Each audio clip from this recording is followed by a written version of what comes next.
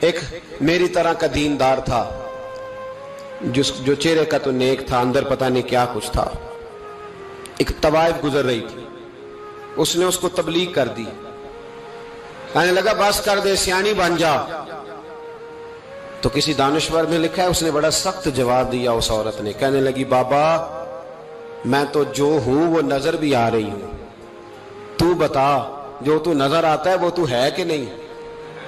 اس بندے نے چیخ ماری اور بے ہوش ہو کے گر پڑا۔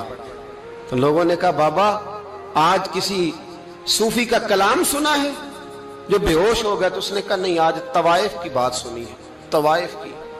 اور وہ عجیب بات کر گئی ہے، وہ کہہ گئی ہے میں تو جو ہوں میں نظر آ رہی ہوں، تو بھی تو بتانا، تو بتانا کہ تو دستار امامت پہنتا ہے،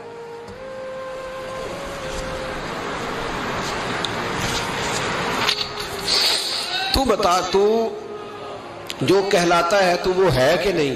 یہ وقال الانسان ما لہا، یہ راز قیامت میں کھلے گا۔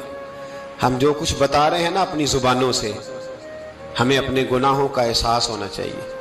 ایسا نہ ہو کہ جب سزا ملے تو پھر اس طرح کی ملے کہ دوبارہ کسی کو کوئی منہ دکھانے کے قابل نہ رہے۔ میرے بھائی یاد رکھیں اور سمجھیں، گناہ انسان کی زندگی کو تنگ کرتے ہیں۔ میرے نبی پاک علیہ السلام نے فرمایا جب تو جھوٹ بولتا ہے تو تیرے فرشتے کرامن کاتبین سائیڈ پہ ہو کے کھڑے ہو جاتے ہیں، جب تو زنا کرتا ہے تو تیرے اندر سے ایمان نکل جاتا ہے۔ اور نبی پاک علیہ السلام نے فرمایا جب میری قوم میں ناانصافی عام ہو جائے گی تو قتل بھی عام ہو جائے گا۔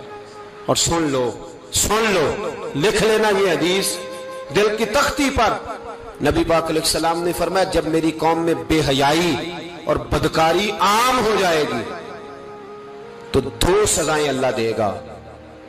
ایک تو جوان موتیں آئیں گی، جوان بچے کچھ بھی نہیں دیکھا چلے گئے، اور دوسری سزا اللہ یہ دے گا کہ ایسی بیماریاں آئیں گی جن کا علاج نہیں ملے گا، ایسے امراض پھوٹ پڑیں گے۔ اگرچہ میں آپ کو ایسی تقریر بھی سنا سکتا تھا جس پہ آپ بہت زیادہ محظوظ ہوتے، پر میں نے اس جمعے میں ایسا موضوع چنا ہے جس کا ہمیں خاص ضرورت ہے۔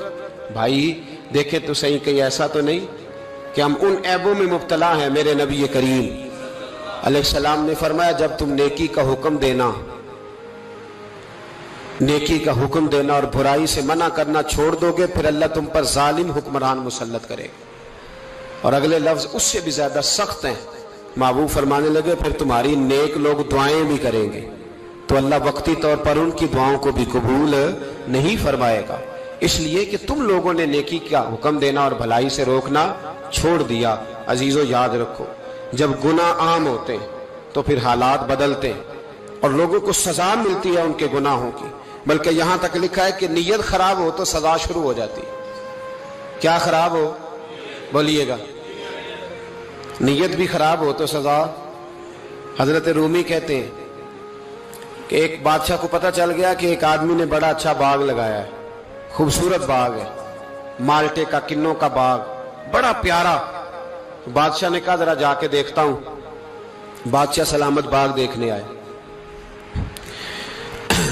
تو اب وہ مزدور آدمی تھا، عام آدمی تھا جس نے باغ لگایا، کسان تھا، اس کو کہا کہ چند کنوں توڑ کے لایا تو بڑے پیارے لگے، ایک دو اور لایا، کھائے، بڑے میٹھے، بڑے پیارے، بڑے توانا، بڑا مزہ آیا۔